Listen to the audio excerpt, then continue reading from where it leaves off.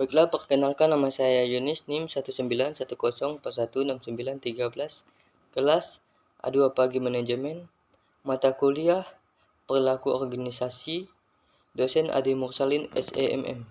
Baiklah, saya akan membacakan ringkasan saya pada bab 1. Pengantar perilaku organisasi 1.1. Pendahuluan. Perilaku organisasi pada hakikatnya mendasarkan pada ilmu perilaku yang dikembangkan dari tingkah laku manusia dalam suatu organisasi. Artinya, memahami perilaku organisasi berarti memahami perilaku individu, perilaku kelompok, struktur organisasi, dan bagaimana mengelola lingkungannya. Perilaku organisasi sebagai ilmu pengetahuan sangat penting dipelajari untuk dapat menyelesaikan berbagai masalah perilaku manusia dalam organisasi, karena persoalan yang dihadapi organisasi mempunyai berbagai macam penyebab,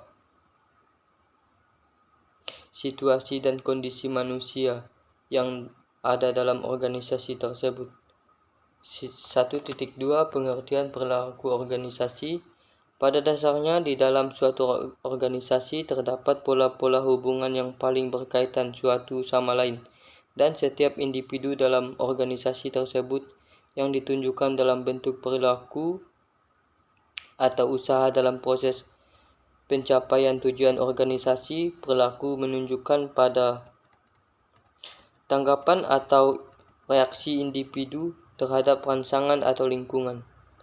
Perilaku seseorang dalam suatu organisasi itu ditentukan oleh banyak faktor.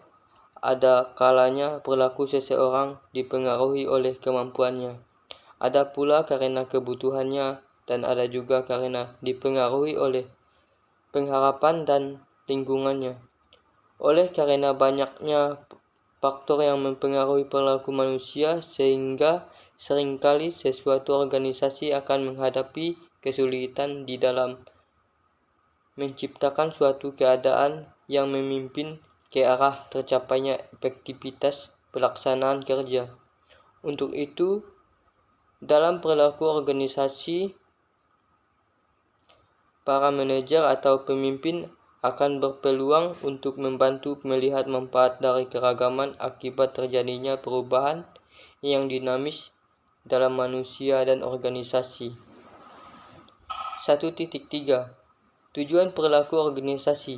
Sobirin 2015 mengatakan tujuan mempelajari perilaku organisasi bagi para manajer yang diberi mandat oleh para pemilik organisasi, yaitu mendeskripsikan, menjelaskan, dan memprediksi, serta mengendalikan perilaku manusia dalam organisasi agar tujuan didirikan organisasi dan tujuan orang-orang yang terlibat di dalamnya bisa tercapai secara optimal. Lebih lanjut, Sobirin 2015 menjelaskan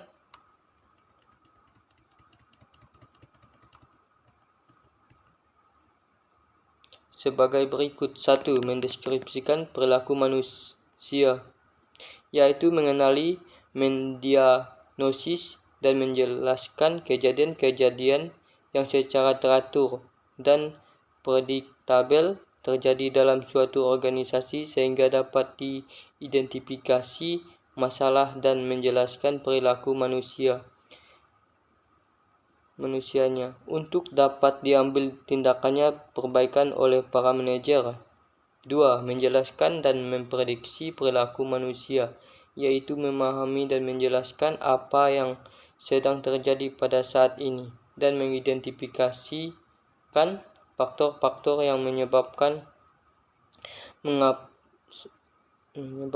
mengapa pola aktivitas tersebut berjalan ajak, sehingga para manajer dapat memahami apa yang sedang terjadi untuk dapat diantisipasi